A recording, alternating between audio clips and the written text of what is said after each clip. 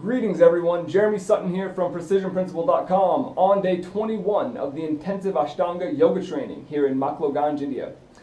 Recently we've been talking about the different styles of yoga, how they vary in intensity. We've been talking about a bunch of the different movements, some of the joints, some of the muscles. But today I would like to get into how we relate to challenge, how we relate to the yoga instructor, and how the different styles sort of relate to that. So let's start there. There are a couple ways to respond to challenge. I mean, there are probably many ways, but there are two sort of major ends of the spectrum.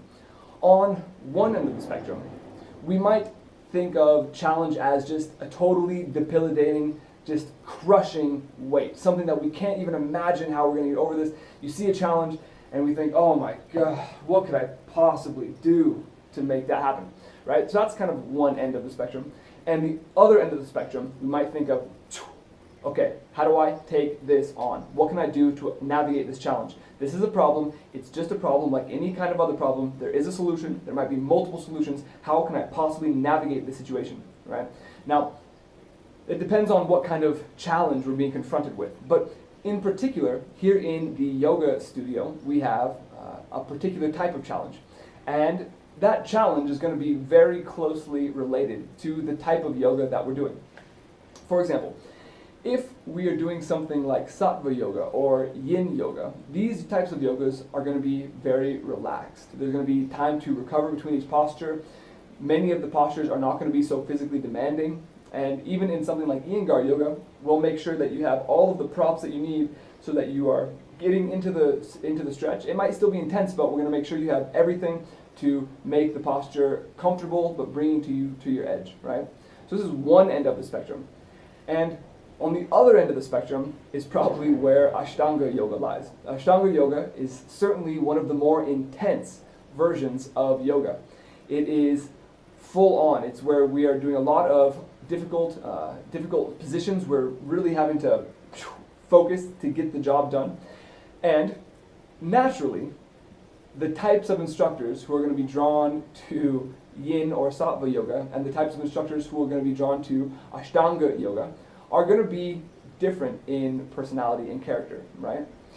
So, on the more intense Ashtanga side, the instructors, in my experience so far, tend to be a little bit more on point, not on point, but just focused and a little bit more pushing, encouraging you to push past your limits, right? So you might think of, I have this challenge of a regular practice, and it's very physically demanding, it's physically arduous, and it takes a lot of energy sometimes to get into it, right? So how do I relate to this, right? If now the instructor, our instructor in particular, is very good, and he is a master of yoga. I mean, there's just no other word for it. He has clearly attained mastery beyond beyond levels that most people will ever attain in this field. And so in his instruction, he's not just teaching us how to become a yoga instructor. He's trying to teach us how to attain the level of mastery that he has attained, which to attain the level of mastery that he has attained requires intense discipline, maybe not discipline if you love it so much, but it definitely takes one's ability to face a challenge and think, wow, I really want to make this happen. How do I make this happen? So, for example, he's told us stories where at times in his life he's worked up to where he's in shoulder stands or headstands for up to an hour at a time. We're not starting there, of course, starting lower and lower, but doing headstands for, just hours upon hours upon hours. And he's explaining this because he's kind of saying, if you really want to attain the level of mastery that you see here, then this is the type of discipline and consistent effort that it's going to take to get you to that point. And as he wants to encourage people to reach mastery the way he has, as we most do if we've achieved success in a certain area of our lives, and we then are trying to instruct others how to do that, then we too are usually trying to help people get to that point and try to help them get there as fast as possible. I mean, that is one of the benefits of having a great instructor, is that they have traversed the forest, so to speak, and now they can see where you are, and they can see where you want to go, and instead of you having to wander around willy-nilly, they can help you go straight to the place that you want to be. So, what this comes down to is that his general approach to yoga and his goals for us students is to help us make progress in the way that he's made progress, which requires a certain mentality to if we are to make that kind of progress. And so, he can be at times pretty on it. He can be, go, let's go, lift. Why are we resting? Get back to work. If we're here to work, so why are you not doing the work? And especially like in our intensive special classes where we're doing specifically hip openings and back bends and arm balances. And here we are 21 days into the course, and some of us are feeling pretty beat down a little bit, in the sense that we're using our muscles and they're not always as strong as they were when we were super fresh. And so how do we respond to that challenge, right? Now, some people, when they see that challenge, they basically think, I don't like this. I don't like this. I don't want this. Like, this is not what yoga means to me. I would like another style. I would like something that's softer. Please treat me differently, is basically what they would say. But not in so many words. I mean, these are kind of undercurrents. No one is actually voicing these opinions. But some people, when they have the challenge, all right, go, let's go. Then some people say, all right, what can I do? Kind of get into the mindset, kind of get back up on that headstand, try it again. I'm feeling tired. I know I'm feeling tired, but I got to go a couple more rounds, just to kind of take that edge to the next level, right? And then other people are saying,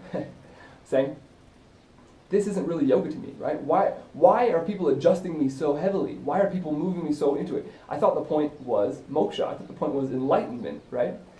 And that's a good point, right? Like, if we're to take the yogic path seriously, let's think about it philosophically for a minute. If we were to take the end goal of yoga seriously and actually move towards enlightenment, then the physical postures of the yoga practice aren't the ends in itself. They're just the means by which that we get to this end. So what's the point of helping students with strong physical adjustments to get into positions that maybe kind of help them move, they can't quite get to on their own, but it kind of does move them into better alignment, but that, do they really need this? Is that the point of yoga, right?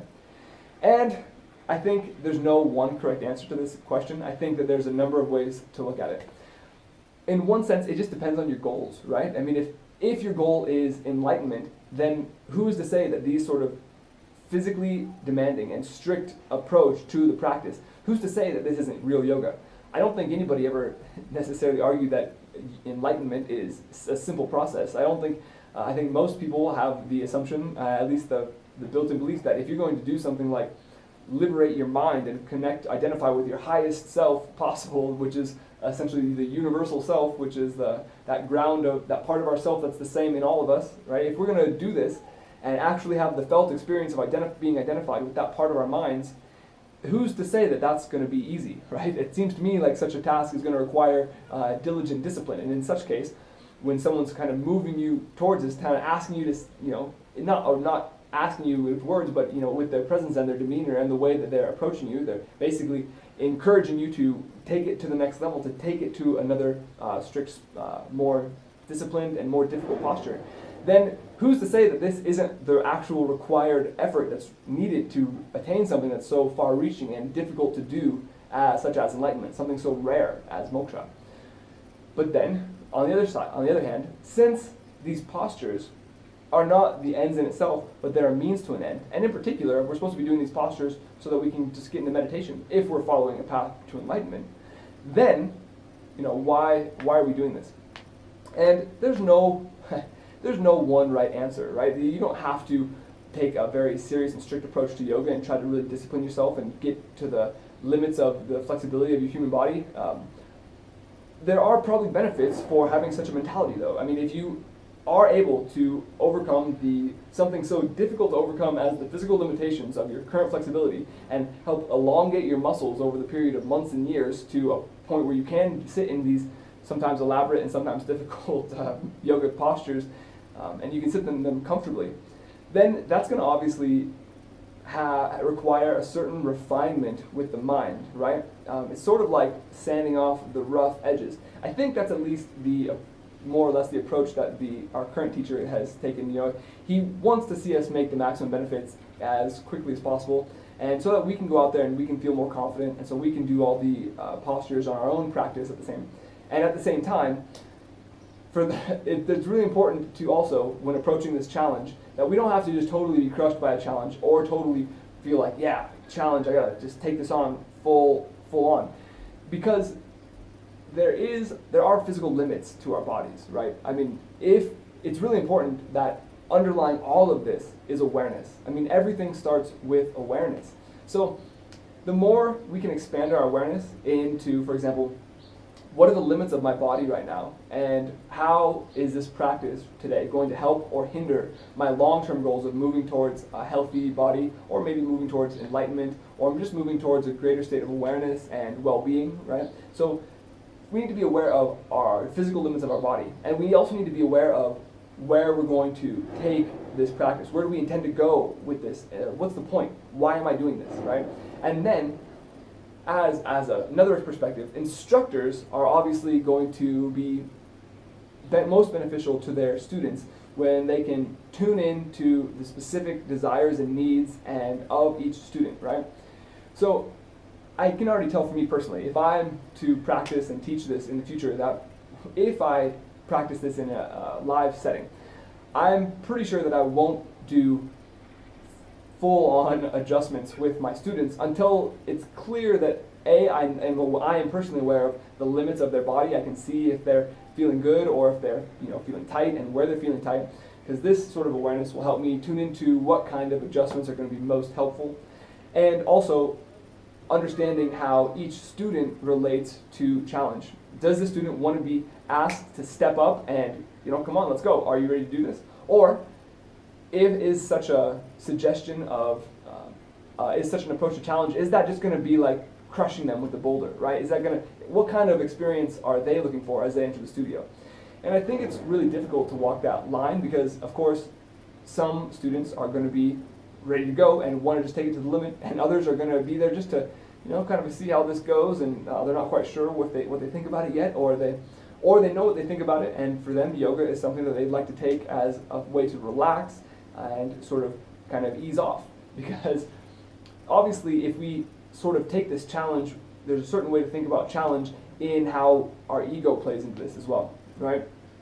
For example, on the one hand, if I have a huge ego, I might think to myself, oh, there's no way that I'm going to let this be the thing that stops me.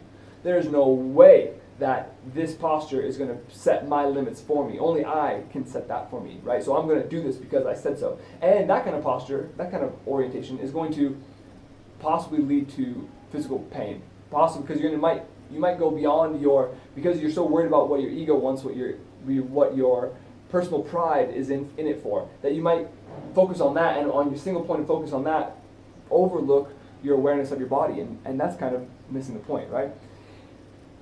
But there's another side of this too, right? There's a way that the anti-ego might, our ego has different sides. Sometimes the ego might be like, yeah, I want to be the best. And sometimes the ego might say, well, I can relax now, right? I don't have to do work. I'd hate, how all that work is so difficult and so, time consuming and talk about tiring. So, we don't really have to do that, do we? We have a little conversation with ourselves. Oh, do I really have to do the practice today? Is it really that? Oh, yeah, but, am I sore? So, there's different ways that ego can kind of get into this. One, it can be led around by it, like, oh, I'm going to take this on because I have to win. Or, nah, I don't have to really do this, do I? As in a lack of willpower, as in that pursuit of pleasure and the avoidance of pain, right? It just kind of depends on how we associate pain and pleasure to these things. And so it's really can be difficult to kind of walk that middle path between letting the ego just take over your yoga practice, because this is the last place that you want ego to start to infiltrate into your life, even though it has a pernicious way of sneaking into almost any different area. But then on the other hand, and probably the side that most of us face on a day-to-day basis, is that sort of lethargy, that in the three gunas we call the tamas energy, the black energy, the lethargy, the apathy, right? Oh, I don't really care about yoga. This is not that important today. Do I have to do it? Aha, right?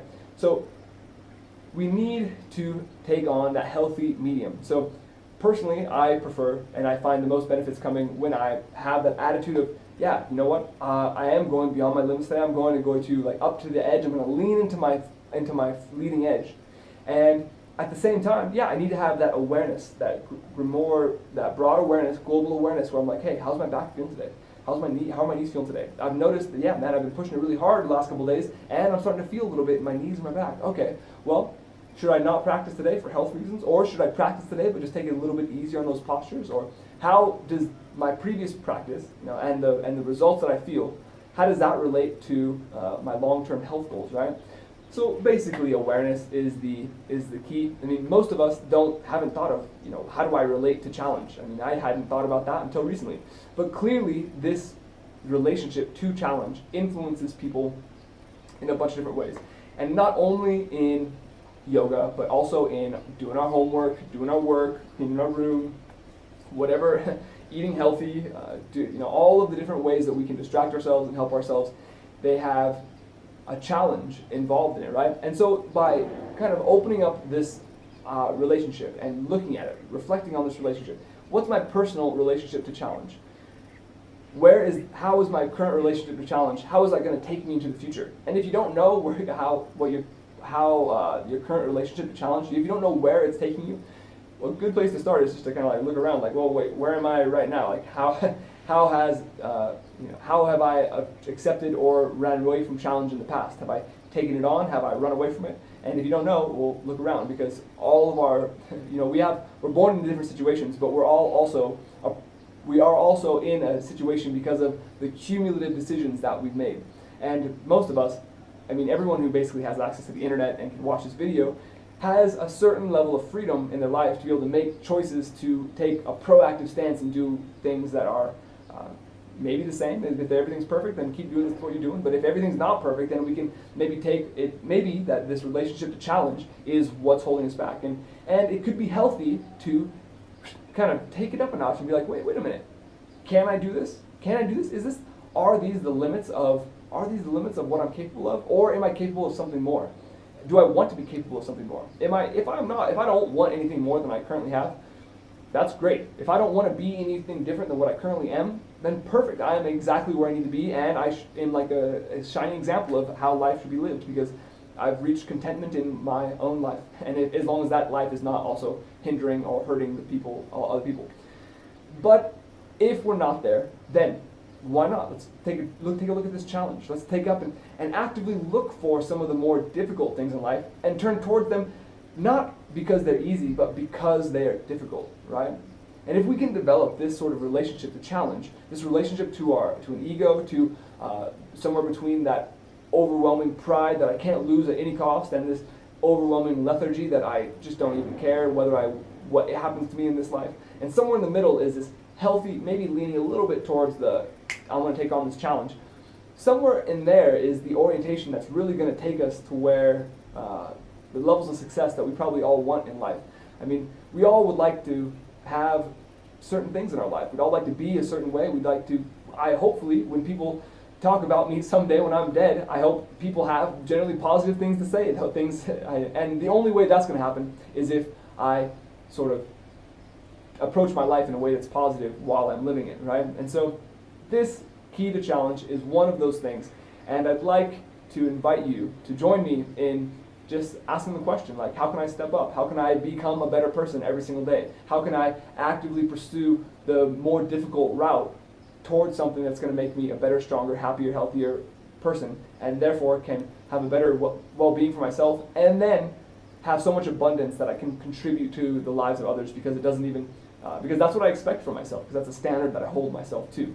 Because if we can step up to this standard, if we can get more people to step up to this standard, that the idea that the challenge of taking care of myself is such an easy bar to jump that I can jump 10 times higher than that, which means I can contribute to the well-being of lots of people, right? If we can take on that attitude, then we might see a lot of different results in our lives. So in the meantime, I'd like to thank you for joining me. If you've been enjoying these videos, click subscribe below. Go check out theprecisionprinciple.com. Join the game. It's a great place to start with a life challenge, someplace where you can add more awareness and challenge to your everyday life, and it will therefore increase your well-being and how well you perform in any area of your life. If your game has not started, then you're in for a treat. So check that out, the game at precisionprinciple.com. And in the meantime, keep learning, keep growing, and have a great day.